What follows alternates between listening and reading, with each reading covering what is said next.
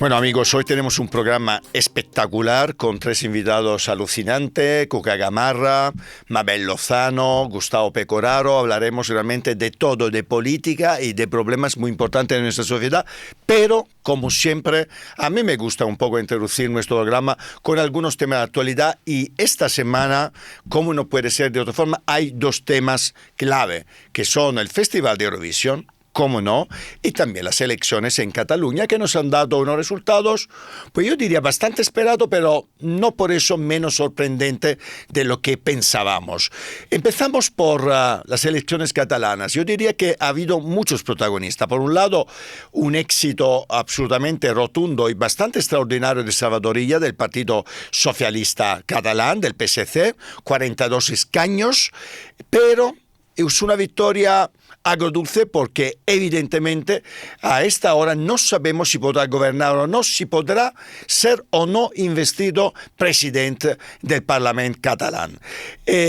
Otra noticia muy importante es una derrota sin ninguna duda muy rotunda y bastante clamorosa de ERC, el partido de Aragonés, que ya ha dimitido, ha perdido muchísimos escaños y desde luego tendrá que plantearse si apoyar o no una investidura. Por el momento están en el no y van a la oposición.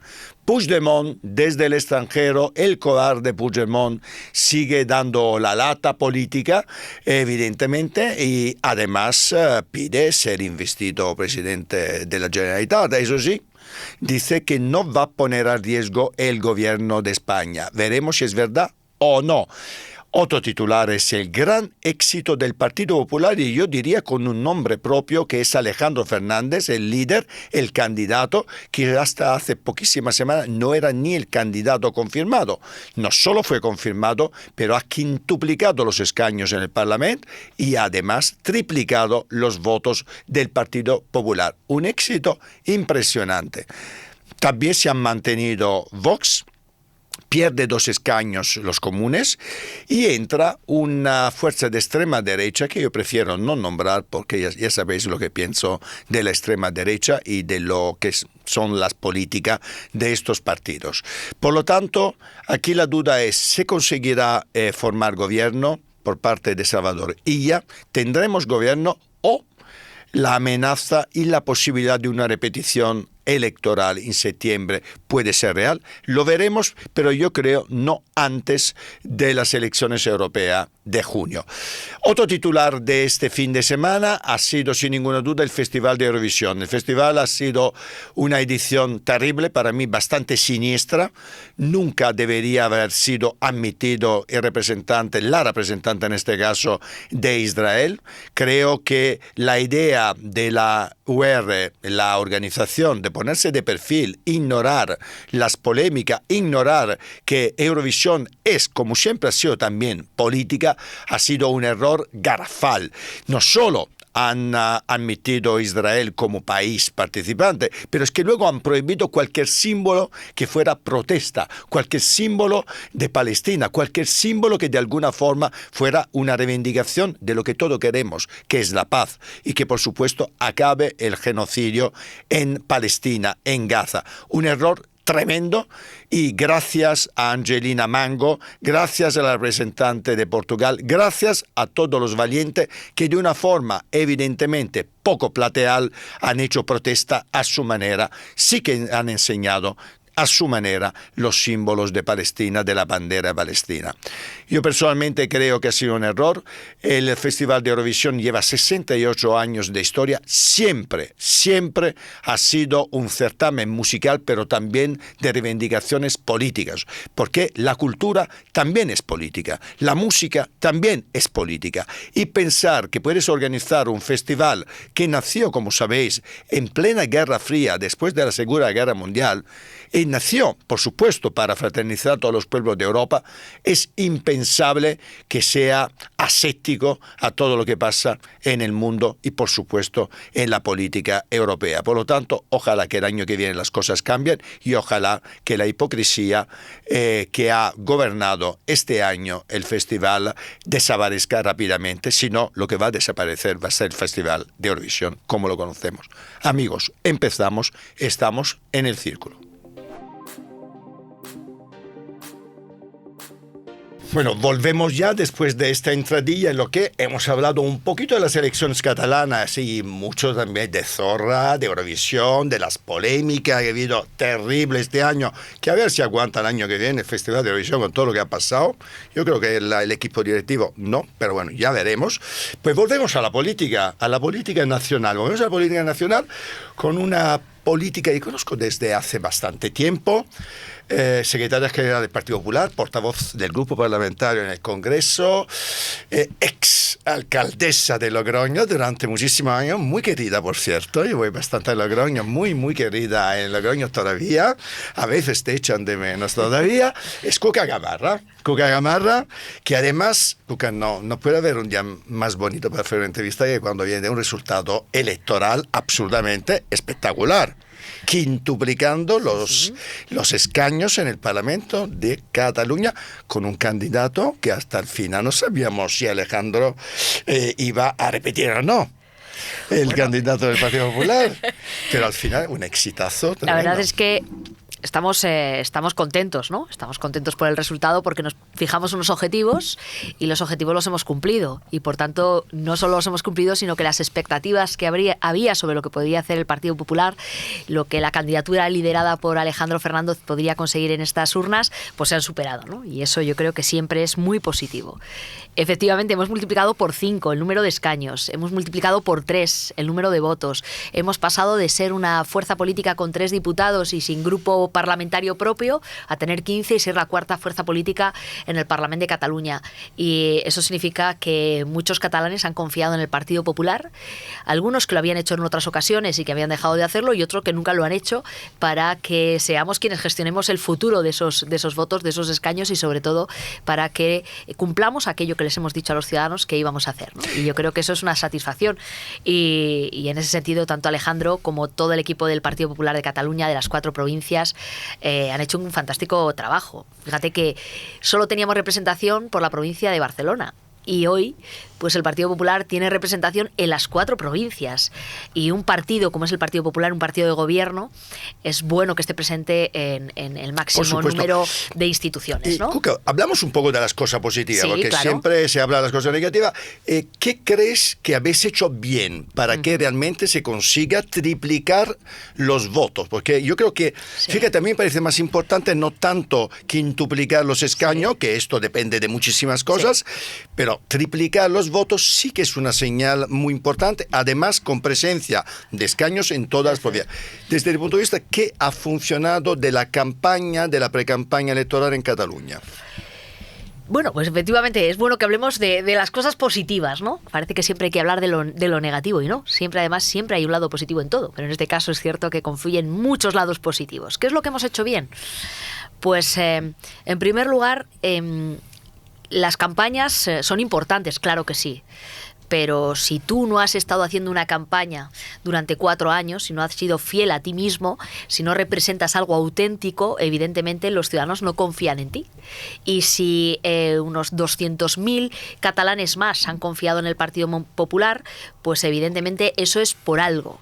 Y es porque hemos sido fieles a nosotros mismos, y en un momento político donde parece que todo vale, donde tú puedes pedir el voto para una cosa, pero luego no pasa nada por cambiar de opinión y puedes utilizarlo para otra, las personas que militamos en el Partido Popular decimos no, si pedimos el voto para esto, lo mantendremos para esto y seremos fieles a nosotros mismos durante toda la legislatura. Y eso es lo que se vuelve a someter a la confianza en las urnas. Yo creo que esa es una de las claves, ¿no? Que durante toda la legislatura el Partido Popular ha sido el Partido Popular que votaron hace 3 años los catalanes. Y eso al final tiene recompensa cuando vemos tantos vaivenes, ¿no? en la política. Y por otro lado, que que la propuesta del Partido Popular es una propuesta abierta a todo aquel que quiera sumarse, ¿no? No es excluyente. Y el resto de los proyectos políticos excluyen a gente. En cambio, nosotros abrimos las puertas a que todo aquel que quiere identificarse con nosotros sea bienvenido al proyecto del Partido Popular. Y eso conforma grandes mayorías y hace que más gente se sume, ¿no? Yo creo a propósito de política excluyente, yo la llamo política de cancelación, que luego volveremos un poco a hablar de la política o hasta de la cultura de la cancelación que tenemos en la sociedad en este momento, me parece de las cosas más graves que han pasado en los últimos años. Volviendo un poco a Cataluña, tenemos ahora mismo de toda manera una situación de encajes de bolillo muy complicada, porque el triunfo de ella, del Partido Socialista, con 42 escaños, al lado ha tenido una derrota absolutamente espectacular de los independentistas. Y esto hay que decirlo. Por primera vez desde los 80, los partidos independentistas no son mayoría en el Parlamento de Cataluña. Me parece un dato para mí extraordinario, que he seguido mucho el tema del proceso y me parece, soy de los que consideran que sí que el proceso, tan como lo hemos entendido en los últimos 10 años, está muerto. ¿Cuál es tu opinión en relación a este tema? Porque en el Partido Popular, en los líderes, hemos escuchado diferentes opiniones, desde Juan Moreno Bonilla o incluso Isabel Díaz Ayuso, que habla un poco, hace un poco referencia al cierre de una etapa. Sin embargo, escuchando vuestro presidente, no lo tiene tan claro que el proceso como tal haya cerrado las puertas. ¿Qué opinas tú? Pues que el proceso está ahí. Y que además Pedro Sánchez ha alimentado el proceso. Puede parecer, cuando miramos el número de escaños en relación a unas elecciones con otras, que son los mismos votantes. No, puedes tener el mismo número de escaños o incluso crecer, pero lo que hay que analizar y en lo que hay que profundizar es a quién responden esos escaños, quién ha votado, cómo se ha movido el voto, ¿no? Para que el Partido Popular haya subido tanto, evidentemente hemos captado nuevos votantes. Algunos que vienen de la abstención, pero tenemos identificados que hay una parte importante que viene también de la izquierda, que había confiado en el Partido Socialista en otras ocasiones, que se siente engañado y que ha visto cómo lo que se ha producido es que se alimenta al propio independentismo desde el propio discurso del PSC. ¿Tenéis datos en relación a este trasvase de izquierda e incluso, al Partido Popular? Hay un trasvase de un porcentaje que viene hacia el Partido Popular, pero hay una clave, y es Esquerra Republicana, un partido independentista, un partido de izquierdas independentista, ha caído de una manera sorprendente. En Común Podem también ha sufrido un duro varapalo. 2 escaños Luego, menos. ¿dónde están esos escaños? Y esos son los escaños que han ido al PSC. Han cubierto la pérdida del PSC, la pérdida del votante más tradicional o constitucionalista del PSC, que ha visto cómo su voto, ese que dio y esa confianza que dio al PSC o a Pedro Sánchez para que no hubiera una amnistía, se ha convertido en una amnistía porque lo necesitaban para permanecer en el poder. Entonces, esos movimientos, esos trasvases están ahí. No es el mismo PSC el que ha conseguido este resultado el domingo que el anterior, porque no ha respondido a los mismos, no ha tenido el mismo mensaje ni tiene ya el mismo proyecto.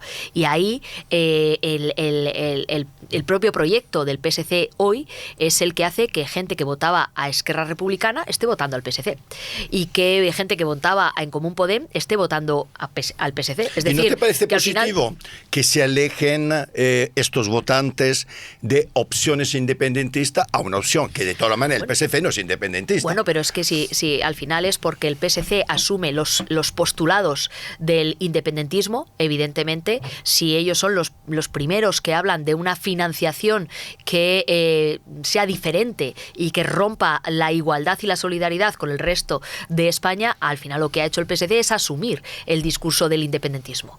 Y lo que hace el voto independentista de izquierdas es pasarse al PSC desde Esquerra Republicana. No han renunciado al planteamiento independentista, sino que ahora mismo lo ven reflejado en esa urna. Y yo creo que hay otra cuestión también importante, ¿no? Es decir, no solo está ese resultado electoral y esa transferencias de votos que está ahí, y es que en el momento en el que vivimos, de la mano de Pedro Sánchez, el sanchismo lo que hace es convertir siempre el escenario político, el tablero político, en un zoco de poder, ¿no? Donde una cosa es a cambio de otra, ¿no? Las fichas ya, y veremos cómo se resuelve la gobernabilidad de Cataluña Cataluña no en estos momentos en los que ya estamos en un momento ya de campaña electoral para las elecciones europeas, sino que esto pues veremos cómo se resuelve, pero será a partir del 9 de junio. ¿Y qué opinas? ¿Qué opinas? Vamos a hacer un poco vamos a suponer que tenemos una bola de cristal. ¿Qué opinas? Porque hay muchas teorías en este momento. Yo soy de los que defiende, cree que ella va a gobernar con un tripartito. Mucha gente lo descarta completamente. Además, tú vienes de un comité ejecutivo, por lo tanto, seguro que lo habéis comentado. ¿Qué opinión tenéis en relación a lo que puede ocurrir, como bien dices, y apunta, seguro después de las elecciones europeas? Antes creo que no se va a mover absolutamente nada en el fichero político. Yo creo que no se va a mover absolutamente nada, pero se van a decir muchas cosas para intentar retener el voto del electorado de Pedro Sánchez de cara a las europeas, y luego hará lo contrario. Al final, Pedro Sánchez ha conseguido mantenerse en la Moncloa porque los independentistas le apoyan, pero no le apoyan de una manera gratuita. Le apoyan a cambio de poder. Le han apoyado a cambio de una amnistía, es decir, de situarse por encima de la legalidad y de situarse una serie de políticos de los que él depende para ser presidente del gobierno por encima del cumplimiento de la ley. Y por tanto, en este país, con Pedro Sánchez, no todos somos iguales ante la ley. ¿Tú crees que vamos a tener amnistía, Cuca? Yo soy de los pocos que piensa que ahora hemos empezado el íter judicial de la amnistía, ¿verdad? Pero, bueno, es decir, ¿tú crees que vamos de verdad? Fíjate que yo hasta cuando no lo vea, que se firme la amnistía, pues yo no me lo voy a creer, de verdad. Bueno, pues mira, Eupropio, es una cuestión de días. El Partido Popular, un partido que es firme en sus posiciones y sobre todo en aquello que le ha dicho a sus votantes, a los españoles. Hoy hemos vetado en el Senado esta ley, pero esta ley vuelve al Congreso. Ya solo queda una votación. ¿Habrá amnistía o no habrá amnistía? Pues la habrá, claro que sí. Porque, en primer lugar... luego tendremos el íter judicial. Ya, bueno, pero entrará en vigor. Ya veremos, bien, pero eso ya... Es decir, eso es otro camino. Es decir, ¿habrá una ley de amnistía que llegará al BOE y que desplegará unos efectos porque es la exigencia de unos partidos que tienen afectados por causas judiciales pendientes a sus líderes y que le han dicho, si usted quiere mis votos, para que usted sea presidente del gobierno, usted me tiene que situar fuera del cumplimiento de la ley y sin someterme al Estado de Derecho, por encima de la igualdad de todos los españoles ante la ley? En ese sentido, ¿va a haber ley de amnistía? Pues es que solo estamos a expensas de un trámite y es a que levante el veto el Congreso de los Diputados y llegará al BOE. Ya solo queda esa votación. Todo parece indicar que será el día 30 de mayo. ¿Y qué dirá Europa? ¿Qué dirá Europa otra cuestión es si esta ley es una ley constitucional y si es una ley que es contraria o es coherente con los principios de la Unión Europea, esos que nos obligan a todos. Pero ley va a haber. Ahora bien, hay una serie de instrumentos que dependen de Europa, por eso es tan importante, también son tan importantes las elecciones europeas, que desplegarán sus efectos. Yo confío en las instituciones europeas. Yo confío en que, absolutamente, en que los principios europeos son los que nos salvaguardan hoy en el Estado de Derecho. Veremos lo que decide. Y hablamos un poco de liderazgo. Tú sabes que en mis entrevistas siempre me encanta hablar de liderazgo, de clave de liderazgo, y me gustaría que me dieras tu opinión en relación a alguno de los líderes que hemos visto actuar en las últimas semanas y meses. Por un lado tenemos a Aragonés, que ya has visto ha dejado el escaño, dimite, que es lo que tiene que hacer para mí un líder cuando pierde clarísimamente, como ha ocurrido con un batacazo electoral a las elecciones. Luego tenemos a Puigdemont, que me encantará escuchar lo que tú piensas del liderazgo de Puigdemont, que en cambio, pues lo que está comentando, que quiere presentarse a una investidura. De Sánchez ya me has hablado.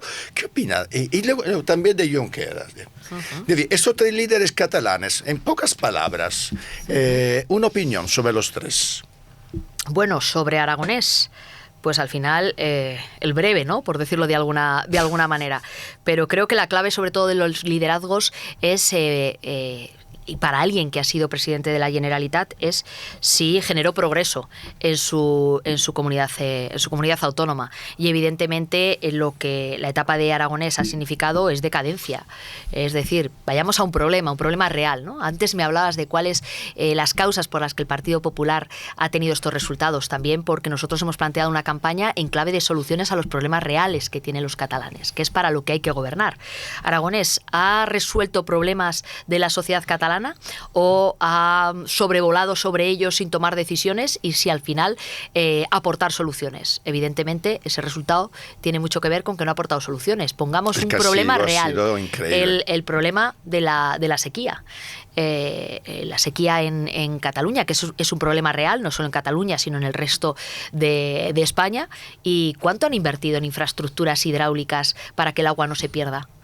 Evidentemente, entre poco y nada. Y eso hace que haya más pobreza y que al final los agricultores de Cataluña pues vean cómo tienen que renunciar a su medio de vida o incluso pierden sus ingresos porque no ha hecho sus deberes el gobierno correspondiente, ¿no? Por lo tanto, en este sentido, creo que un liderazgo que no va acompañado de una gestión no es un liderazgo, porque hay que liderar para conseguir objetivos, ¿no? Y al final... Aunque algunos políticos piensan que no, que los votos no van a la gestión, pero claro que van a la gestión. Claro que van, ¿no? Porque al final tienes que ilusionar, por supuesto que sí, pero una vez que te dan la confianza y tienes la capacidad de gobernar, tienes que transformar, ¿no? Tienes que transformar ciudades, tienes que transformar territorios, tienes comunidades autónomas, o tienes que transformar España y dar bienestar a tus ciudadanos. Entonces, yo creo que esa es la clave para mí, Aragonés, ¿no? Me muero por saber qué opinas. Puigdemont, bueno, yo creo que alguien que ni tan siquiera ha dado la cara ante los tribunales y tiene causas pendientes, evidentemente, pues no es precisamente el mejor ejemplo de un buen gobernante, ¿no? Pero volvemos a lo mismo, porque también él fue un líder político que llevó hasta el límite a la sociedad a la que tenía que gobernar y le hizo creer en algo como la independencia, que era un camino que no tenía ningún recorrido. Eso sí que fue un momento breve. Eso sí que fue breve. Bueno, aquellos segundos, ¿no? Pero son los segundos de la frustración para una sociedad que creyó en aquello, pero sobre todo de romper las reglas del juego y las reglas de la convivencia, ¿no? Y aquel que no lidera quien rompe las reglas de la convivencia entre la sociedad, donde lo que tiene que buscar es la unidad, donde tiene que buscar es que a todo el mundo le vaya bien, a los que te votan y a los que no te votan. Y en ese caso, liderar rompiendo la sociedad, yo creo que eso no son buenos líderes. Y todo lo que ocurrió, evidentemente, aparte de estar al margen de la ley, pues evidentemente buscó romper Cataluña en dos y excluir a unos. Y lo consiguió, ¿no? Y lo consiguió bastante. Hablamos un poco de ti. ¿Feminista? Sí, por supuesto. ¿Qué es el feminismo hoy en día? El feminismo, pues yo creo que el feminismo hoy en día, y hasta hoy en día, es luchar por la igualdad entre los hombres y las mujeres, ¿no? Y yo creo que las mujeres somos más del 50% de la población española, tenemos que estar en la primera línea, tenemos que estar en la toma de decisiones y sobre todo tienen que desaparecer todas esas barreras que todavía hoy siguen existiendo, menos que las que había ayer y las que había antes de ayer, pero todavía hay muchas para que las niñas de hoy pues puedan ser todo lo que sueñen, ¿no? Y eso yo creo que es el feminismo en estado puro. ¿Cuánto en esto, desde tu punto de vista, y ya me voy un poco también a los resultados del 23 de julio, ¿no? El 23 de julio fueron unos resultados extraordinarios para el Partido Popular, que ganó, pero no consiguió, como todos sabemos, un poco gobernar.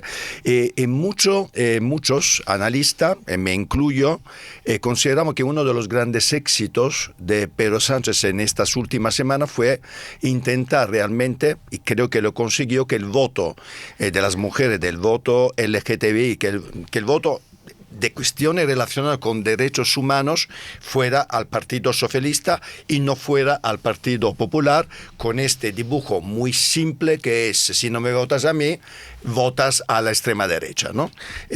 Algo consiguió con este mensaje, ¿no? Que puede parecer fácil, populista, se puede llamar como quiera. ¿Cómo te sientes tú definiéndote feminista frente a este tipo de mensajes relacionados con los derechos humanos que algunos partidos intentan adueñarse?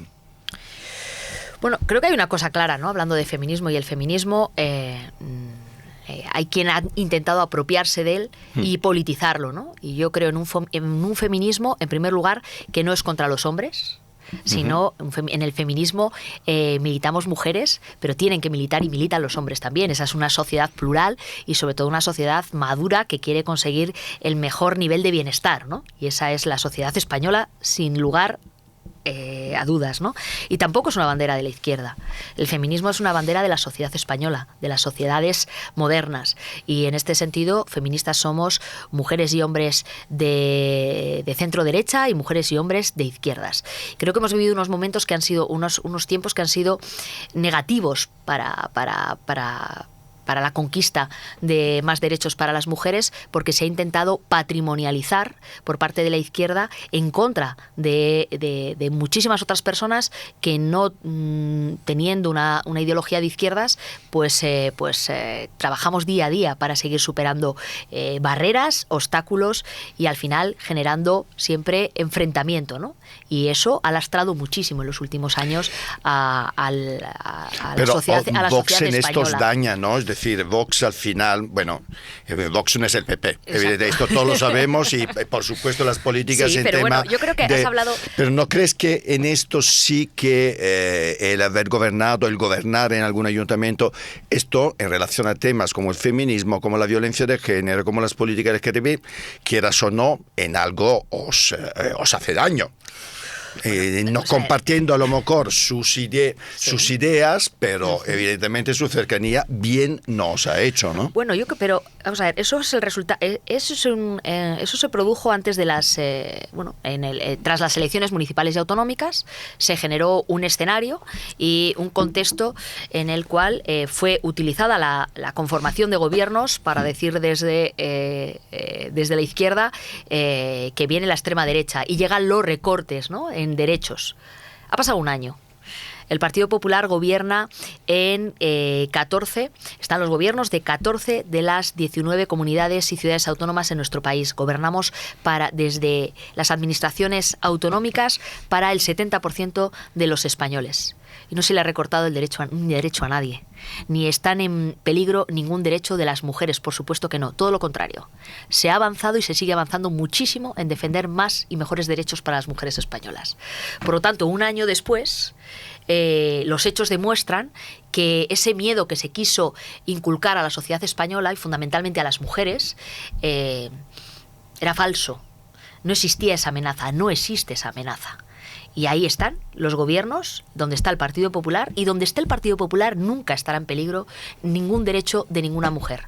Todo lo contrario, trabajaremos para que tenga más derechos y tenga más facilidades. Pondré un ejemplo. Es decir, ¿qué es lo que buscamos fundamentalmente las mujeres españolas? Poder conciliar, poder ser madres, poder tener facilidades. Bueno, pues hoy todos los gobiernos autonómicos donde está gobernando el Partido Popular trabajan para que sea una realidad, y en muchas comunidades autónomas ya lo es, la gratuidad en la educación infantil del 0 a 3. Ahí está una medida que creo que no deja ningún lugar a la duda de cuál es nuestro compromiso. Pero pongamos otro encima de la mesa. Los ayuntamientos o los gobiernos autonómicos con policías autonómicas donde gobierna el Partido Popular. Y hablemos de las mujeres que tienen una amenaza cierta hacia sus vidas porque tienen que ser protegidas por los cuerpos y fuerzas de seguridad. Bueno, desde los ayuntamientos donde gobierna el Partido Popular, porque hay policías locales, los cuerpos y fuerzas de seguridad del ámbito local tienen todos en esos ayuntamientos acuerdos con Guardia Civil, con Policía Nacional para darles la máxima protección. Luego, por tanto, creo que también está ahí. No hay ninguna duda de cuál es nuestro papel y cuál es nuestro objetivo en la lucha, por ejemplo, contra esa lacra que es la violencia contra las mujeres, es decir, esa violencia que sufren muchas mujeres solo por ser mujeres. ¿Cómo te sientes tú como mujer y como dirigente político cuando en los minutos de silencio, que casi todos los ayuntamientos, evidentemente, yo diría todos, ¿no?, observan cuando hay un asesinato de una mujer? Cuando ves a gente de Vox que se aleja y que no respeta ese minuto de silencio, ¿qué opinas? Bueno, pues a mí me indigna, ¿Qué sientes? ¿no? ¿Qué sientes? Me indigna, lo haga quien lo haga, porque creo que más allá de cualquier ideología está el respeto a esa mujer que ha sido asesinada.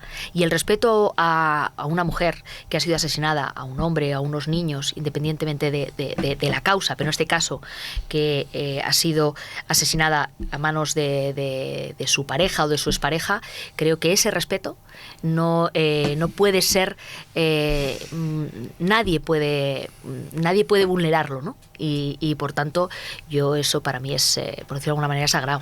¿Y qué le dirías a los... estamos entrando ahora en el periodo, dentro de nada será el orgullo gay, entramos en el periodo de la reivindicación de la diversidad LGTBI. Seguro que tú sigues mucho las redes sociales y uno de los enfrentamientos que a mí personalmente me pone un poco enfermo es los debates sobre si puede ser de derecha y gay, que a mí me resulta bastante chocante. Pero ¿qué opinas tú cuando yo últimamente he leído unas tweets diciendo, bueno, no voy a decir los insultos, evidentemente, pero diciendo de todo a los que son de derechas, pero son también gay? ¿Qué opinas de este debate?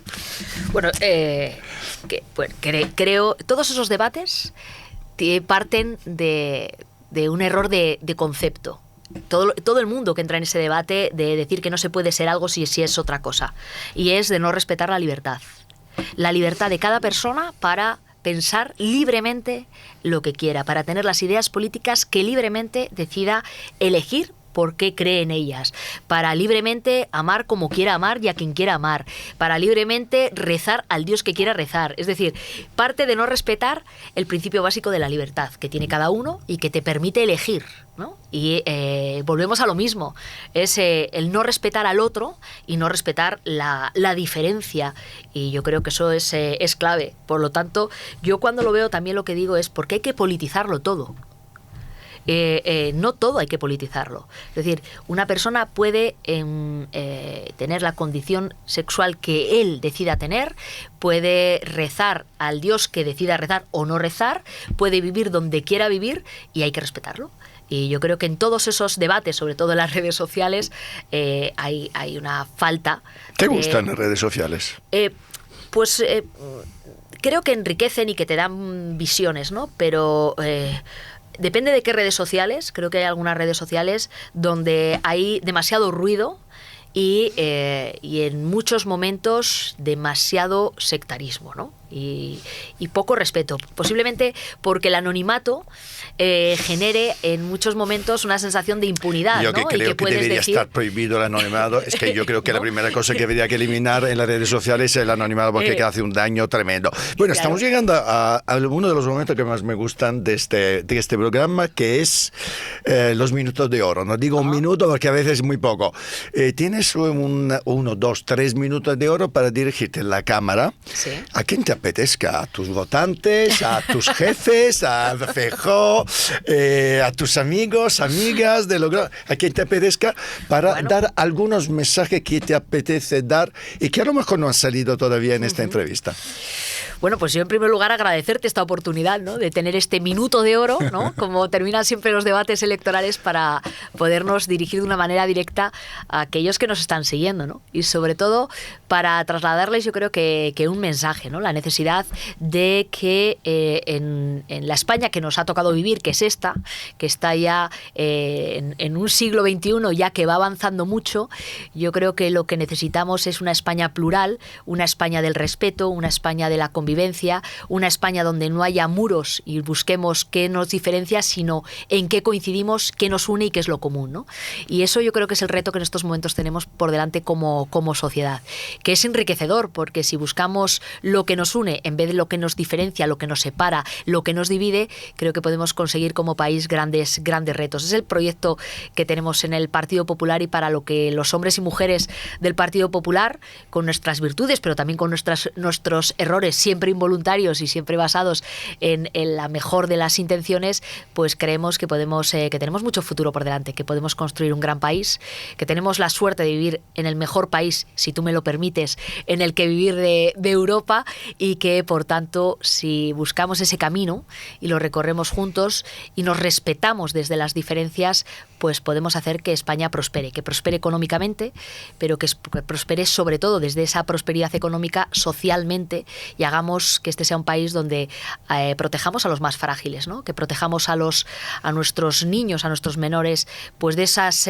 digamos, de esos retos y de esos problemas o esas amenazas que puede haber en el mundo digital, que protejamos a nuestros mayores de la soledad, que protejamos a nuestras personas que viven y que con una enfermedad, pues de esa situación, dándoles el mejor tratamiento posible. Me acuerdo en estos momentos pues de los enfermos de ELA, que necesitan un país que les acompañe y que les dé soluciones, y creo que eso es lo importante, y eso es lo que hoy falta en la política, y eso es lo que creo que tenemos en nuestra mano como sociedad, hacer que la política haga en su día a día. ¿Y nos iremos a la playa con un Consejo General del Poder Judicial renovado o no? Bueno, si por nosotros buscaremos que esté renovado, pero lo mismo dice Pedro Sánchez. No, lo renovaremos si hay garantías de que sea independiente, ¿no? En España tenemos que garantizar. Nos ha costado mucho alcanzar la democracia que tenemos, y nos ha costado mucho porque partimos de una dictadura que no hace tanto tiempo, a la que le dimos pusimos punto y final no hace tanto tiempo, y además de una manera exitosa a través de una transición, ¿no? Por lo tanto, seguir cimentando esa democracia es a través de seguir fortaleciendo la separación de poderes. No, te digo, y ojalá nos vayamos... Pero eres optimista. Yo soy optimista porque yo siempre llevamos más de 5 años y creo que en Bruselas, yo no sé que Bruselas tiene tanta paciencia para realmente aguantar esto. Yo soy optimista por en este sentido, por dos motivos. Primero, porque yo siempre tengo una naturaleza optimista, ¿no? Creo que eso es lo que mueve el mundo. Si tú ya eres negativo, no vas a mover nada. Tienes que pensar que eso es posible y que lo puedes conseguir y que lo puedes alcanzar. Y soy optimista también porque en lo que nos corresponde al Partido Popular estamos dispuestos a ello. Y por tanto ya cuento con 2 elementos. Pues los otros dicen lo mismo. Que los otros dicen lo mismo. Ahora necesitamos que estemos dispuestos ambos a conseguirlo, garantizando que tengamos un poder judicial independiente, porque eso, ahí nos estamos jugando mucho como sociedad. Lo veo complicado, Cuca Gamarra. Muchísimas gracias por habernos recortado en tu agenda este momento para esta entrevista. Pues gracias. Muchísimas gracias a ustedes. Hasta pronto. A vosotros.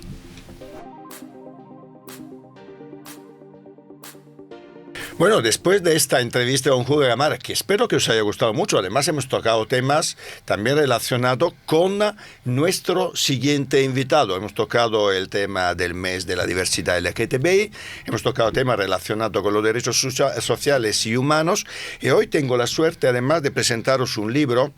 Alguien tendrá que serlo. Es un libro, como veis, pequeñito, que se lee en un soplo de aire. Muy bonito, muy interesante, pero especialmente que habla de cosas muy interesantes y de un escritor que yo quiero mucho, que conozco desde hace no muchísimo tiempo, pero creo que de las personas que más claramente hablan de un tema que desafortunadamente muchísima gente, especialmente los jóvenes, han olvidado completamente, que es el SIDA, el VIH. Y hoy tenemos el gusto de tener a Gustavo Pecoraro en nuestro programa, además el día antes de la presentación de su libro, que va a ser mañana, si no me equivoco, a las 7 de la tarde. Gustavo, me gustaría que te presentara rápidamente a nuestro público. Vale, soy Gustavo Pecoraro, soy escritor, activista LGTBIQ y además de la respuesta al VIH. Y como bien dijiste, mañana, viernes 17 a las 19 horas en Grant Librería, vamos a presentar mi nuevo libro. Cuéntame del libro. Hablamos del libro y hablamos de VIH. Sí, hablamos de... El libro es una idea que salió en una charla entre Ramón Martínez y Emilia Hernández, que es la responsable de Egales. Ramón es el coordinador de la colección Apuntes, sobre lo que yo les planteaba, que el VIH... el SIDA, o el VIH mejor dicho, se deja mucho para el 1 de diciembre, ¿no? Se recuerda el 1 de diciembre y lamentablemente es un acto, una manifestación como muy emotiva, porque en general se recuerda a quienes ya no están, a las víctimas. Y yo soy una persona que vivo con VIH hace 31 años y yo siempre reivindico que hablemos también de nosotros, de nuestras vidas, de que estamos acá, de que tenemos calidad de vida, de que podemos... ¿Cómo es tu vida? Pero me gustaría, si no te importa, No, Gustavo, lo que tú quieras. me gusta, tú has dicho que llevas 31 años conviviendo con el VIH. Sí. Me gustaría que me contara cómo han sido estos 31 años, desde los momentos probablemente más oscuros al día de hoy, de forma muy rápida, pero cuéntame estos 31 años de convivir con el VIH, ¿cómo ha sido? ¿Cómo han sido? Yo tengo una frase, bueno, tengo varias frases, ¿no? Pero esta creo que resume un poco la pregunta que me estás haciendo. Yo siempre digo que yo vivo con VIH, soy feliz. Yo creo que estos 31 años de vivir con VIH, por supuesto, ha tenido momentos muy duros, muy difíciles, sobre todo las pérdidas de mis seres queridos, de mis amigos, de alguna pareja, de conocidos. Esos son los momentos más tristes. Y lamentablemente, como yo vivo hace 31 años, en el 93 me diagnostiqué, lamentablemente viví la experiencia de ser un joven que tuvo que acostumbrarse a la muerte de la gente que quería, de los amigos, de algún novio, de alguna pareja, de conocidos. ¿Qué sentiste cuando te lo diagnosticaron? ¿Qué pensaste? Yo yo me dedico al activismo LGTBI desde el año 84, entonces ya había perdido a grandes amigos, ya había enterrado a un novio. Entonces, aunque suene como medio raro que haga ruido esta palabra, yo estaba acostumbrado a moverme en un espacio y sentía que había algo que era inevitable, que era ser parte, ¿no? O sea, cuando yo me diagnostiqué no me alarmé. No fue una sorpresa. No fue una sorpresa. Y creo que tiene que ver con esto de que te contaba antes, ¿no? O sea, cuando tienes 20 años y entierras a un amigo de 22, es como que de repente te das cuenta que yo con los años volví a esos momentos y me di cuenta que se perdió a toda una generación que ni siquiera supo comprender lo que era la palabra vejez.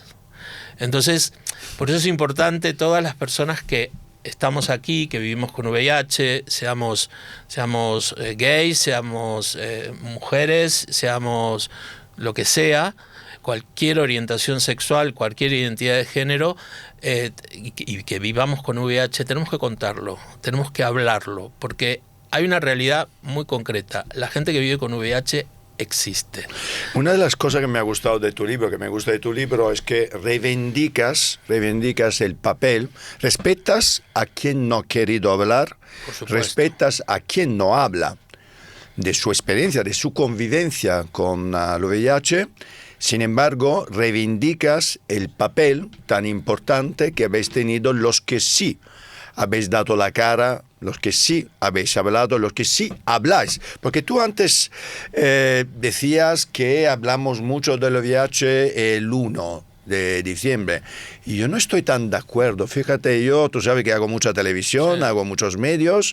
Yo creo que soy el único que se acuerda de eso en la televisión cuando pasa. Ya no se celebra absolutamente nada. O cuando se habla el 1 de diciembre, que es el día de la memoria, ¿no? Del SIDA, del AIDS, del VIH.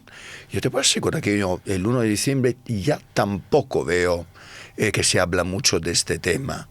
Pero es que eso es lo que sucede, porque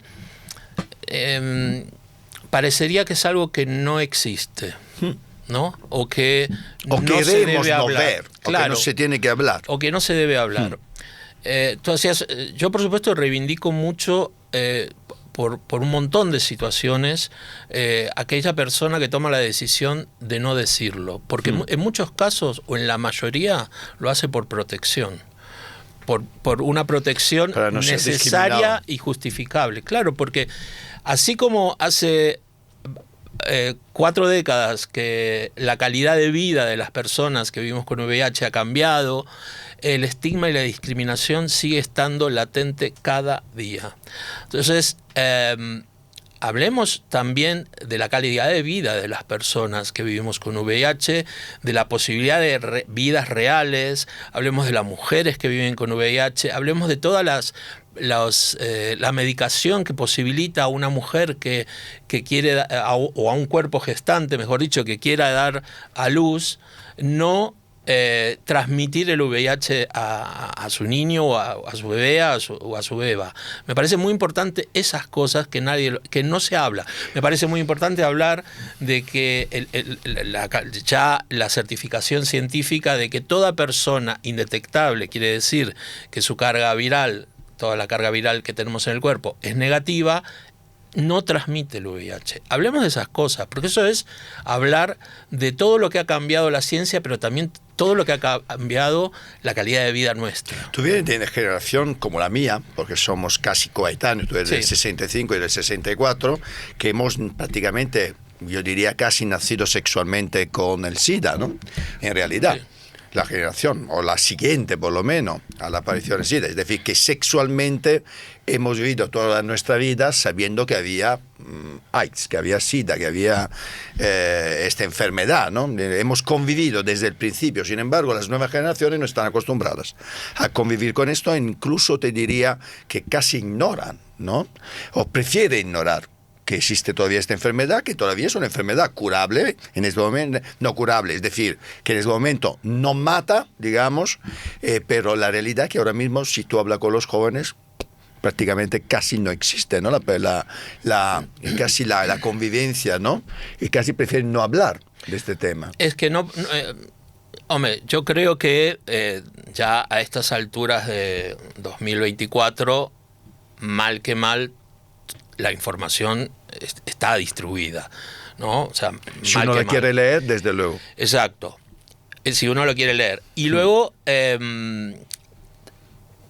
es también un problema o una dificultad para que no se hable constantemente, o que no lo hablen los jóvenes, o que no lo hablen cualquier otra persona, el hecho de que no se habla en las escuelas, el hecho de que no hay campañas constantes, el hecho de que no todavía siga siendo un tabú el hecho de poder realizarte un test.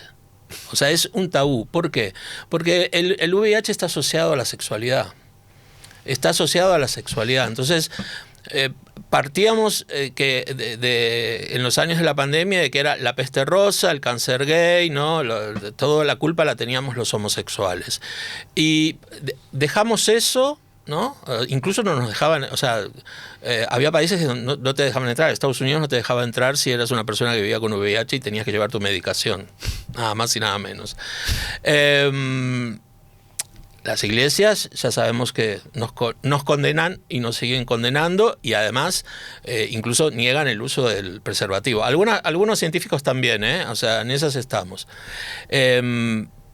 Ahora, lo importante es qué hacemos las personas que nos toca personalmente, y también qué hace los sectores sanitarios, los que gestionan la política, y qué hace cada individuo en particular, ¿no? Yo creo que, por supuesto, que es una decisión personal utilizar o no un condón para todas las personas de la humanidad que tengan una sexualidad activa, ¿no? Por supuesto. Pero quien no lo usa sabe, o más o menos sabe el riesgo. Que corre. Tú decías algo que me gustaría aclarar, o mejor dicho, matizar, ¿no? Que es que ya no mata. Bueno, lamentablemente sí mata, sigue matando. Hay muertes de personas por causas relacionadas al VIH-Sida. Y esas personas, en general son personas que les cruza interseccionalmente un montón de cosas, o porque no llegan a una atención médica, o porque no tienen acceso al tratamiento, o porque no están o no tienen los recursos de la posibilidad de ir al médico cada tanto. Entonces mucha gente llega al hospital con un diagnóstico tardío, con una neumonía o con 3 millones de copias de la carga viral, y ya es tarde. Y lamentablemente el año pasado 5,5 millones de personas, estos son datos de UNUCIDA que están en mi libro, murieron en el mundo a causa del VIH. Esto hay que pararlo. Entonces hay nuevas formas. ¿Por qué, Gustavo, Sí. no se habla en los medios del SIDA? Porque, bueno, casualmente porque Es decir, no es 5,5 tema. millones, Claro. 5,5 millones de personas. Son Estamos datos de hablando UNUCIDA. de un dato absolutamente dramático. Bueno, Dramático. imagínate que desde que desde que comenzaron los primeros casos, 80 millones de personas, estos son datos de UNUCIDA, 80 millones de personas se diagnosticaron con VIH-Sida. 40 millones han muerto en 40 años. Digo, esto es para hablar constantemente. Y no es que no hay otras cosas para hablar. Hay muchas otras cosas para Sí, hablar. pero también hay que hablar de esto. Claro, no, pero digo en relación al VIH, digo porque si hiciéramos una encuesta entre tus oyentes, preguntarles qué saben sobre que ser indetectable es intransmisible. O sea, si conocen ese término, si conocen lo que es la PrEP, que casualmente es un mecanismo, una profilaxis preexposición para aquellas personas que no viven con VIH y quieren mantener relaciones sexuales Sin condón. sin condón Sin y sin protección. peligro, en ese caso de la transmisión del VIH. ¿Por qué no hablamos de la cantidad de parejas serodiscordantes que hay? Donde en un caso hay una persona que vive con VIH y en otro no. Hablaba yo hace un rato de la posibilidad de maternar que tienen las mujeres y los cuerpos gestantes que viven con VIH y no transmitirle a su hijo o a su hija el virus. Es muy importante esas cosas.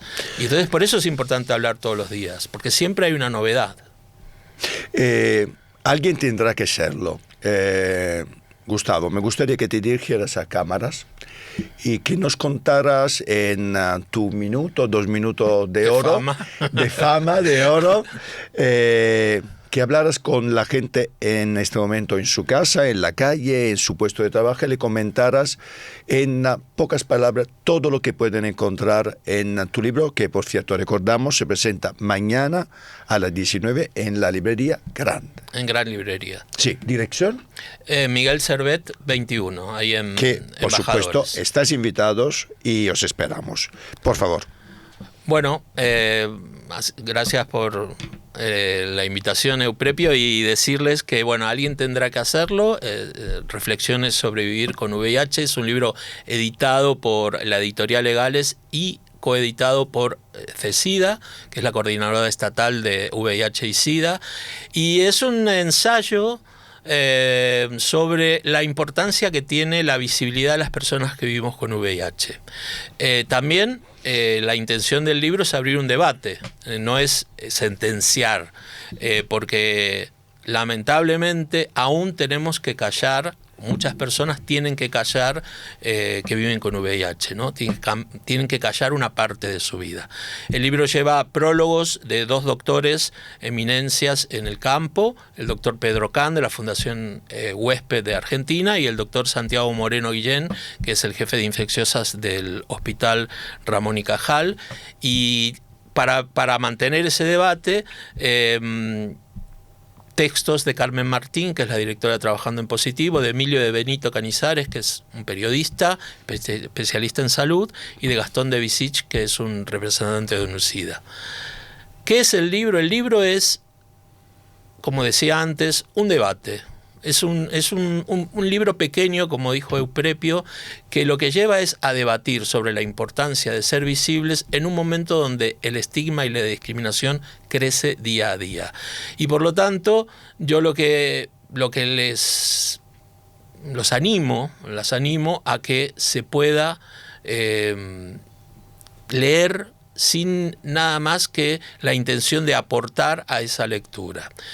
Y por supuesto, lo que además hice fue hacer un rescate genealógico de 4 o 5 experiencias personales y colectivas de militancias del activismo del VIH. ¿Por qué? Porque me parece muy importante recordar a aquellas personas que han hecho de la visibilidad antes su lucha y su militancia y que no deben ser olvidadas. En el libro hago una recuperación de la memoria de un coruñés llamado Tomás Fábregas, que vivió todo su activismo en Los Ángeles, en Estados Unidos, y que aquí casi no se conoce. Y me gustaría que lo conocieran porque ha hecho un trabajo enorme por la visibilidad de las personas que viven con VIH. Muchísimas gracias, Gustavo, y os invito a leer Alguien tendrá que serlo. Es un viaje, yo diría, bonito, nada nostálgico, en una realidad que todavía existe, y como decía muy bien Gustavo, matan más de 5 millones, y por lo tanto es bueno conocerlo, y es bonito también conocer experiencias de personas que como Gustavo se mojan, porque estoy un poco harto de gente que no quiera, a pesar que lo respeto como tú, que no quieran dar la cara para hablar de la realidad, de los problemas del día a día. Gracias, Gustavo. Gracias a vosotros también de escucharnos. Pues ya sabéis perfectamente, amigos y amigas del Círculo, lo que me gusta es la gente que sabe lo que quiere en la vida y que además tiene el valor en determinado momento incluso de cambiar de vida o de replantearse su vida cuando a lo mejor considera que no está haciendo realmente lo que le apetece. Yo lo he hecho muchas veces en la vida. Y hoy tengo una invitada, Mabel Lozano. Hola. Todos la conocéis. Buenos días, Mabel. Todos la conocéis. Rostro televisivo extraordinario de los 90, muy conocida en programas de primer nivel como La Ruleta de la Fortuna, Grand Prix, Noche de Fiesta, pero los últimos años de Mabel son años de activismo importante en favor de las mujeres, con una lucha, yo diría, dura, fuerte contra la prostitución, contra la trata, que son dos terribles lacras que tenemos en nuestra sociedad y que desafortunadamente pues parece que no tienen solución. Y además, ganadora con documentales maravillosos de 2 Goyas, en el 2021 y el 2024, calentito, el de este año con ABBA. Mabel, ¿cómo haces este cambio? ¿Por qué haces yo te escuchaba, pero fíjate, yo te escuchaba y esto hay que animar a las personas que nos están escuchando de que puedes reinventarte 1, 2, 3, 400 millones de veces. Efectivamente. ¿Por qué seguir una línea? Es decir, ¿por qué seguir un camino? Si el camino está bien, pero si empieza a haber piedra, pues tirar a derecha, izquierda. Además, fíjate, Mabel, en esto, qué razón tienes. Tú sabes que yo entreno a directivos políticos y empresarios. Tú no sabes cuánta gente conoció en la vida que tenía fama, dinero y poder y que se sentían unos desgraciados o unas desgraciadas porque no estaban haciendo lo que realmente era su vocación. Por lo tanto, yo creo que tú ahora sí que eres feliz, ¿no? Lo importante es la búsqueda de eso. Efectivamente. Es decir, lo importante no es quedarte parado y pensar que esa fortuna o lo que tú quieres va a llegar mientras tú estás tranquilamente en tu casa. Hay que salir a buscar. Entonces, yo la verdad es que llegué a la moda, a la tele, al cine y no lo busqué. No tenía vocación de actriz desde que era pequeña. Conozco a muchas actrices que dicen, yo desde que era pequeñita, bueno, pues yo no. Yo no, simplemente, bueno, pues era alta, guapa, estaba en ese momento y surgió. No me arrepiento de todo eso soy yo también. Ese es el bagaje que yo tengo en mi vida. Y tu historia, pero tu además, vida. ¿sabes qué pasa? Que yo he vivido en Tokio, en París, en Milán, en Nueva York, en muchos países, con lo cual entiendo que el mundo no tiene fronteras. Las fronteras son gastronómicas. Totalmente. Aquí paella, aquí pizza, Totalmente. aquí sushi. Bueno, y tampoco, que yo aquí como una pizza espectacular. Por ejemplo. Casi mejor que Roma. Y un sushi que te muere. Efectivamente. Por ejemplo. Oye, Mabel, cuéntame un poquito cómo llegas a este activismo. Además, eres de las personas más convencidas y además lo haces muy bien. ¿Por qué entras en este trabajo que es lo que estás haciendo ahora? Además, también con documentales muy bonitos, muy bonitos. Bueno, porque en el 2005, yo creo que todos los grandes cambios de mi vida se han producido a través de un rostro de una mujer, de la piel, de los ojos de una mujer. En el 2004 conocí a Irina, que era una chica rusa que quería exactamente lo que tú quieres y lo que yo quiero y lo que quieren todos. Una oportunidad, una vida digna, tener una familia, ser feliz, lo que queremos todos. Había nacido muy pobre, en una familia muy vulnerable, y un novio la había captado y la había vendido a un club aquí, a las afueras de Madrid. Un club que sigue abierto, es decir, que sigue abierto y está normalizado. La trata para mí desde entonces no tiene un número, sino tiene un rostro de mujer, que es Irina. Y a partir de entonces, Irina, pues me muestra una vida y una historia que yo no conocía, la esclavitud.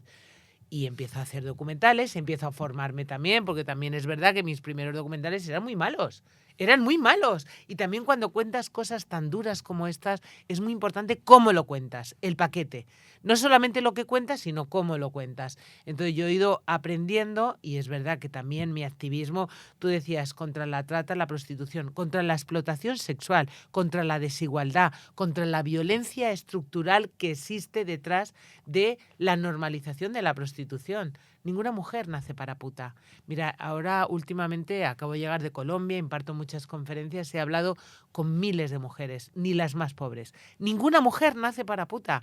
Pero realmente si tú eres pobre y no tienes para dar de comer a tus hijos, te ves en muchos casos abocada. No es que las pirañas y los depredadores vayan a buscarte a donde tú estés, sino que tú misma das ese paso porque no tienes ¿Y has otro... conocido alguna prostituta, alguna puta feliz? Bueno, yo me encuentro que cada vez Porque que... sabe, perdón si te interrumpo, sabes No, no. perfectamente que hay muchos hombres y muchísimas mujeres que sí justifican la prostitución, sí le parece bien la prostitución, sí la defienden y además muchas y muchos, pero muchas, subrayo, muchas consideran que muchas prostitutas son felices. Pero no son ellas prostitutas. Casualmente son periodistas, médicos, abogadas, o ingenieras, o arquitectas, o directoras de cine. Aristócratas. Ah, claro.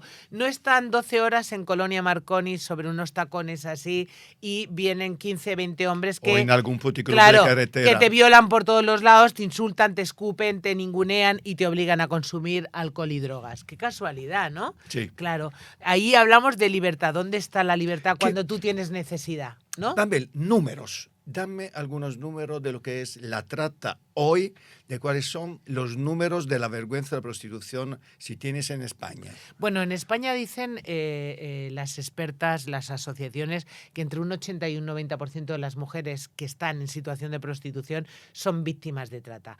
Pero al margen de que esa cifra... 80-90%. Sí, pero te digo, siempre esas cifras son...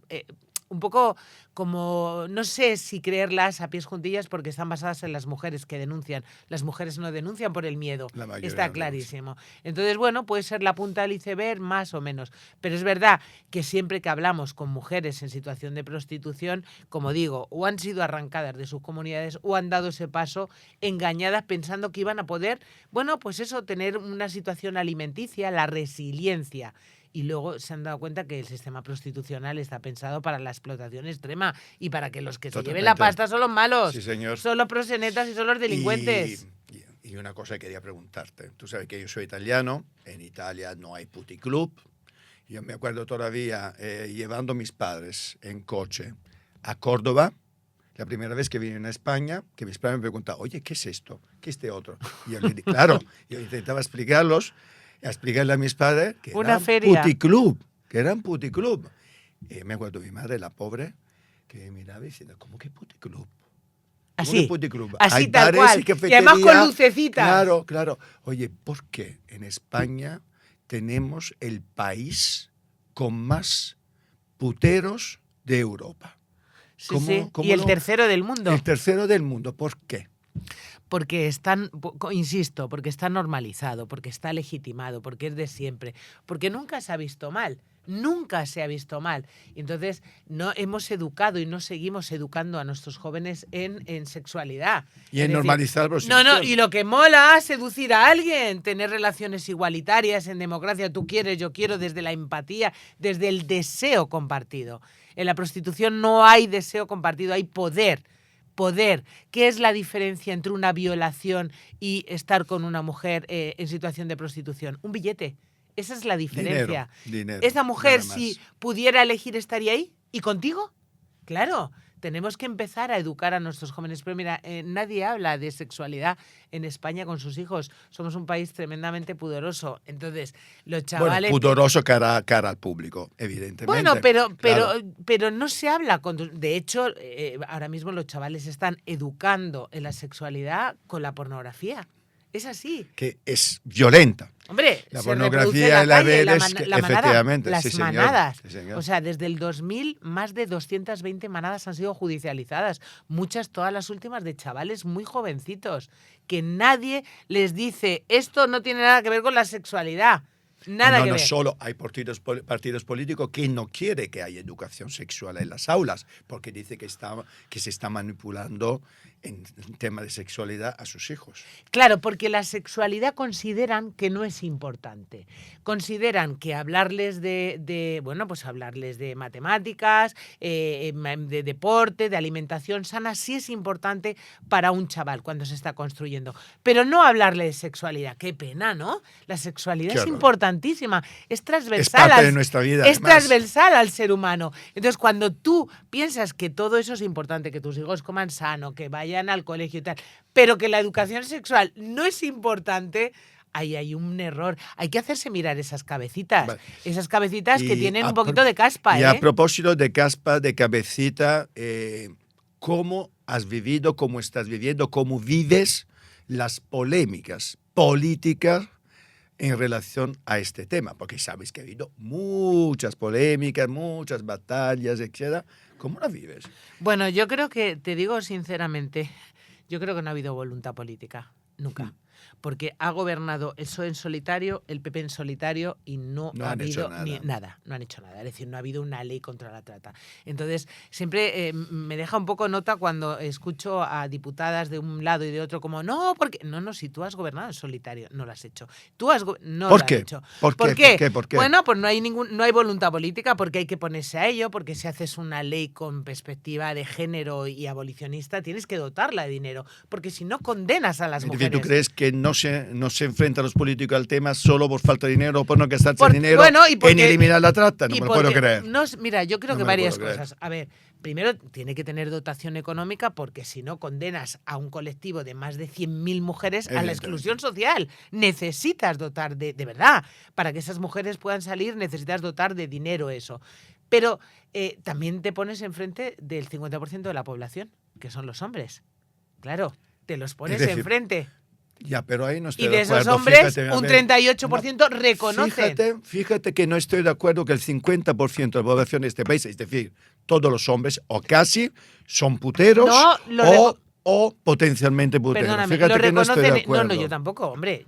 Los hombres que me rodean no, pero te digo, lo reconocen ellos. Hay una estadística que no es mía, que son un 38% de los hombres reconocen ellos. Pero también porque no está prohibido. Tú sabes que en algunos países está prohibida la prostitución y se multa no solo a prostituta, especialmente al cliente. Bueno, es decir, claro, abolir, eso es una abolición de la prostitución. Claro. Pero te digo que en cualquier caso no hay una voluntad política porque no lo han hecho. Entonces yo creo que en este momento que el gobierno ha dicho vamos a poner adelante, vamos a caminar con la ley integral contra la trata, con perspectivas abolicionistas, yo creo que además el PP también la va a apoyar. Es decir, los dos grandes partidos... Espero que sí. Sí, yo creo que lo va a hacer, porque de hecho lo han dicho. Es decir, los dos grandes partidos de este país la van a apoyar. Pero cabe pensar que lo hagan, porque insisto que han gobernado en solitario. Vamos a empujarles y no lo han hecho. Entonces, te quiero decir, yo soy una mujer progresista, pero es que cuando está gobernando el PSOE en solitario no lo ha hecho. Y tampoco lo ha hecho el PP. Por tanto, habría que decir, señores... Mabel, en tu trabajo, que llevas años ya trabajando, y desde luego has sido de las personas que han ayudado a que esta ley se está ya poniendo en marcha. Por lo tanto, gracias de mi parte, de parte de todos los que nos están viendo y escuchando. Me gustaría saber, desde tu punto de vista, ¿qué podemos pedirle a corto plazo a nuestras instituciones? Pues mira, además que aprueben esta ley lo antes posible. Pero mira, una cosa, por ejemplo, que no necesita dotación económica, porque eso también es importante, es una reforma legislativa que condene todas las caras del proxenetismo, para que nadie pueda lucrarse de la prostitución de otra persona. Eso es una reforma legislativa que estaba y la tienen que hacer. Esto no necesita, como digo, dotación económica. Ahora, esta ley de lo que ellos hablan de abolición, o tiene una dotación económica importante o, insisto, vamos a ver a más de 100.000 mujeres en exclusión social. Una mujer que ha venido porque necesita $10 para dar de comer a sus hijos, necesita $10. No la puedes tirar al arroyo. Y no podemos tener esa frivolidad de hay que multar al putero, a los proxenetas. Sí, pero primero hay que vestir de derechos a ellas. Gracias de nuevo. Y dime una cosa, proyectos. Proyectos. Después de 2 Goyas, después de 2 Goyas, ¿qué estás haciendo ahora mismo? Pues estoy además de conferencias. Me quería reír. Pues nos estamos riendo. Me también un recreé, poquito, sí, ¿no? sí, yo me quería Hombre, reír. Claro me que quería sí. reír. Sobre todo porque también me quería alejar, porque cuando estás continuamente con cosas que son tan dolorosas, Buah. como te anestesies, te conviertes en un monstruo. Pero si sigues, llega un momento que te contaminas y no puedes Sin hacer duda, nada. sin Te duda. atenaza. Te bloqueas. todo. Te Entonces, bloqueas emocionalmente. estoy haciendo un corto de animación con humor, amor, retranca sobre ¡Qué el chulo! cáncer de mama ¡Qué bueno! que yo he tenido. Para romper todos los estigmas, para que Muy la gente bien. no tenga miedo, para reírme de mí misma y del Y resto además, qué del bonito mundo. de animación. De animación. Ah, pues Sí, mira, sí, oye, si sí, te sí. está viendo Pablo Berger, que sabes de que ha dado Que es Goya muy este amigo, año, que que es es muy maravilloso. amigo, que es Pues le he maravilloso. entrevistado Sí. también a Pablo, hombre, claro que sí, con Robot Dreams, que Ah, sí, casi, sí. casi gana el Oscar, Ay, casi. qué pena, eso fue Y lo le peor. estás pidiendo algún consejo a Pablo, que le Claro, saludamos. Chao, Pablo, Pablo. que te esperamos aquí, pronto, Claro, que si está yo en te turné en amo. Italia ahora, está en turné en Italia, Pablo. Pues se llama Lolita Lolaza, que es el tamaño de las lolas, de las tetas. Ajá. Lola, normal, Lolaza, teta grande, Lolita, tetilla. Y entonces, bueno, pues es mi viaje contado en primera persona, pero por desgracia es el viaje de muchas mujeres, porque no sé si sabéis este dato terrible. Cada minuto muere una mujer en el mundo de cáncer de mama. O sea, mientras Wow. tú y yo hemos hablado, fíjate la cantidad de mujeres que han muerto. Pues, Entonces no hay 20, que banalizarlo, 20 mujeres. pero está claro que el humor y las risas no curan, pero sientan muy bien a ti. Y a los son de enfrente. didácticas, Sí, son sí. didácticas. Yo se lo decía a Pablo, a mí su peli ha sido es tan bonita. Es preciosa. Te devuelve a tu niñez, a las relaciones con tus padres. A mí me gusta mucho la animación. Y fíjate, se lo decía a Pablo, yo nunca he sido un fan de las películas de animación, nunca.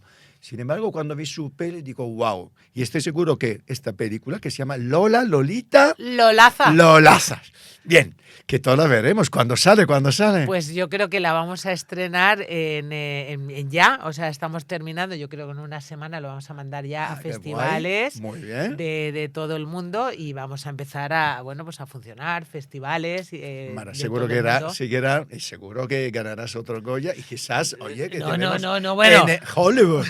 En No, Hollywood. la verdad es que, mira, los premios son muy alentadores. Hombre, Yo por nunca hago supuesto. nada para ganar premios. Es más, Ya, pero es este segundo importante. Goya, te digo, no lo esperaba. Pero ha sido No se maravilloso. vio en la tele el momentazo que dijeron Ava, que yo dije ¡ah! Y le hice una cobra a mi marido porque él me intentó dar un beso y yo solo hacía ¡ah! ¿Y porque- tu marido? ¿Qué piensa de tu activismo, de lo que estás haciendo? ¿Qué te dice? ¿Qué te dice? Mi marido es estupendísimo. Además que está estupendoso. orgulloso, No, que y no es- le sale seguro el orgullo. No, y es de estupendo, su es un pecho. gran director de cine y es un gran productor, con lo cual es Muy un bien. crítico extraordinario en casa que siempre, bueno, pues ve los trabajos con mucho cariño y también es un pepito grillo. Esto no lo entiende nadie, esto es un rollo, con lo cual es maravilloso. Qué bien. Mabel, muchísimas gracias. Gracias. Y todos estamos esperando ya Lolita Lolazas. Mabel Lozano. Gracias, Mabel, por todo lo que has Gracias. hecho hasta ahora y lo que vas a seguir haciendo. Muchas gracias, muchas gracias, muchas gracias. Bueno, y ahora en esta casa maravillosa, no sé si estás viendo que tenemos una vista estupenda, aunque hoy el día está un poco nublado, pues vamos a ver qué pasa esta semana en el Círculo de Bellas Artes, nuestra casa. Pues vamos allá con la agenda del Círculo de Bellas Artes, como cada semana, para la semana que viene, para que estéis atentos y no os perdáis nada. Primero el martes, empezamos con el martes 21 de mayo a las 6 de la tarde, se va a producir aquí en el Círculo el primero de los 3 foros sobre artes, humanidades y empresa, que organiza el Círculo de Bellas Artes con la Fundación Banco Sabadell. Es una propuesta que se desarrolla en base al convencimiento de que las artes y las humanidades son elementos de transformación social, y de eso no nos cabe duda, pero también de transformación empresarial, y en eso este foro es especialmente disruptivo. Contarán con la participación de expertos que se mueven precisamente en esos dos mundos en apariencia tan lejanos, las humanidades y la empresa, y debatirán sobre la necesidad o la imposibilidad del encuentro entre ambos. La entrada es libre, previa inscripción, como siempre, en la web del Círculo de Bellas Artes. Desde el martes 21, desde ese mismo martes, hasta el sábado 25 de mayo, comenzará Estación Podcast, el Festival Iberoamericano de Creación Sonora, que celebra ya su tercera edición. Es un punto de encuentro fantástico, un punto de referencia para el mundo del podcast, y se van a suceder programas en vivo, mesas de debate, conferencias, espacios para el networking, talleres de creación sonora. Durante esos 5 días, todos los asistentes van a tener la oportunidad única de disfrutar de 46 podcasts en total, en vivo, y aprender con los mejores expertos que van a arrojar luz sobre el futuro de la industria sonora en mesas redondas y talleres que se van a impartir por profesionales de este ámbito a nivel internacional. Muy interesante esta estación podcast para todos los que sois apasionados de la radio y de los podcasts. Vamos con un foro tremendamente interesante también. Fijaos el título: Un mundo de fusión digital. En esta edición, que ya es la quinta, está dedicado precisamente a la radio que cumple 100 años de historia aquí en España, en nuestro país, nuestro medio. Va a ser el lunes 20 de mayo y está dedicado a la transformación constante que ha sufrido la radio, a su convergencia con las humanidades y con la tecnología, su conexión emocional con el oyente, su vanguardia, creatividad, su apoyo permanentemente como medio de acceso universal y gratuito, poniendo la información al alcance de todo el mundo, el entretenimiento, la educación, el talento, el deporte, la música, todo lo que vosotros podéis encontrar cuando escucháis la radio, los derechos humanos, la cultura. La radio es una ventana abierta, como lo es este programa de comunicación al mundo, y son varias las generaciones que escuchan la radio. A diferencia de otros medios, es un medio mucho más democrático que llega todavía a todo el mundo. Y así seguirá siendo, porque cada vez tiene una señal de identidad más moderna, más vanguardista, y es pionera en la transformación digital. La entrada es libre a este foro tan interesante el día 20 hasta completar aforo. En la web, como siempre, podéis encontrar la información. Y para terminar, el jueves 23, a raíz de la publicación Todo por la Corona, un libro de Ignacio Amestoy, va a tener lugar una conversación en la que va a participar el autor con, entre otros, Pedro J. Ramírez, director del Español, Rosana Torres, periodista cultural, o el presidente del Círculo, Juan Miguel Hernández. Ignacio Amestoy completa así una tetralogía, Todo por la Corona, que comenzó con Violetas para un Borbón, en la que recreaba las últimas horas de Alfonso XII. En este caso repasa los conflictos amorosos y políticos de sus sucesores, que son Alfonso XIII, don Juan de Borbón, y el rey honorífico Juan Carlos I, en especial su relación amorosa y comercial con la empresaria Corina Larsen. Un repaso a los últimos Borbones, que es también un repaso al panorama de la historia de España del último siglo. La presentación comenzará a las 7 en La Pecera, que es la cafetería del Círculo, como os decía, el jueves 23, así que todos a sacar la agenda y a venir al Círculo la semana que viene.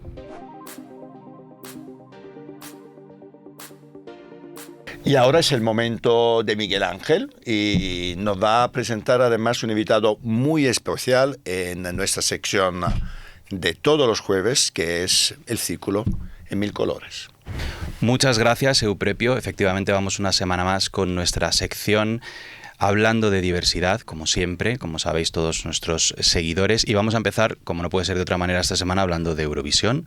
Sabéis que se ha celebrado hace poquitos días, este fin de semana anterior, el Festival de Eurovisión, y el ganador se ha definido como una persona no binaria. Además, no es el único, ha habido algún otro artista, ha habido muchos mensajes en favor de la diversidad afectivo-sexual, de la identidad de género, y esto es fantástico porque es un festival con una audiencia enorme, con muchísima visibilidad, y desde aquí, desde el Círculo Independiente, siempre apostaremos por eso, por visibilizar la diferencia y en concreto la diversidad LGTBIQ+, y de eso vamos a hablar en la sección de hoy. Además, una sección distinta porque tenemos un invitado especial, que sabéis que en esta sección no es habitual.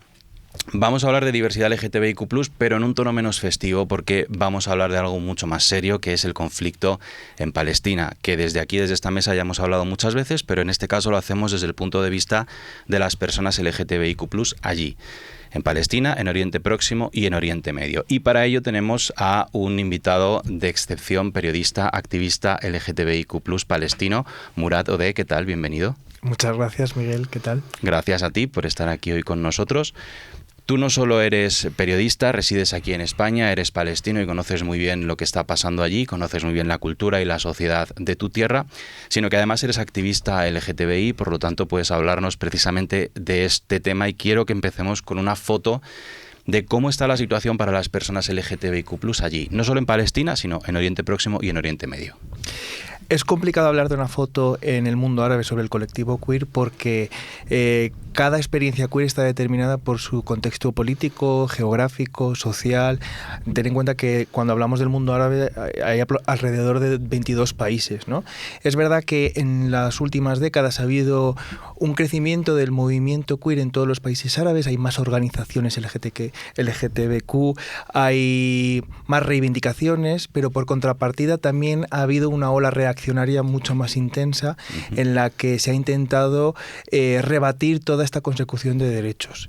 Entonces, bueno, pues la visibilidad siempre ha traído ese mayor riesgo de persecución y de represión. Y en concreto en tu tierra, Palestina, ¿cómo están las cosas, especialmente a nivel legislativo? Porque aquí en España y en general en Europa en los últimos años han dado grandes avances, desde que se aprobó, por ejemplo, la ley del matrimonio homosexual aquí en España hasta la actual ley llamada ley trans, porque tiene especial protección para las personas trans, pero en realidad abarca a todas las personas LGTBIQ+. Aquí hay muchos avances. En Palestina, ¿cómo está la legislación?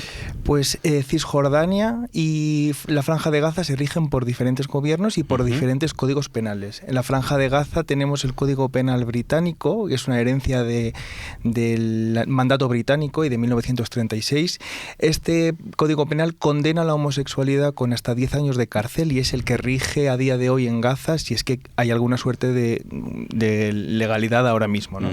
En la zona de Cisjordania se estableció el Código Penal jordano después de la Guerra de los 6 días, y allí no está criminalizada la homosexualidad. No obstante, hay una represión y hay una persecución institucional por parte de las autoridades palestinas, ¿no? Tanto a nivel institucional como a nivel familiar, por parte de la sociedad, y luego también hay una parte de persecución desde el Estado de Israel también hacia el colectivo queer palestino. Entonces, por lo que nos cuentas, más allá de la situación excepcional, por supuesto, que se está viviendo ahora, en general no es sencilla la libre expresión ni el acudir a lugares, por ejemplo, gay friendly. ¿Esto es habitual allí o hay que hacerlo a escondidas, por lo que nos estás diciendo? No, pasa algo como pasaba durante el franquismo aquí en España con la ley de vagos y maleantes. Allí se utiliza el pretexto de una ley que es la de la moralidad y los delitos cibernéticos para perseguir al colectivo queer, ¿no? No obstante, hay espacios muy clandestinos, locales donde se reúnen, donde encuentran ese apoyo, esa identificación, esa red de asistencia, pero son lugares muy clandestinos y que de vez en cuando suelen ser atacados, suelen ser censurados. ¡Qué horror! Y más allá de eso, Murad, a mí me gustaría que nos contases, aparte de, por supuesto, el final de la guerra, que seguro que estás conmigo, que estás con nosotros, en que todos queremos eso, ¿qué aspiración, qué deseo tienes tú en concreto para las personas LGTBI en tu tierra? Pero algo que sea factible, es decir, que a corto plazo quizás se pueda producir para mejorar su situación.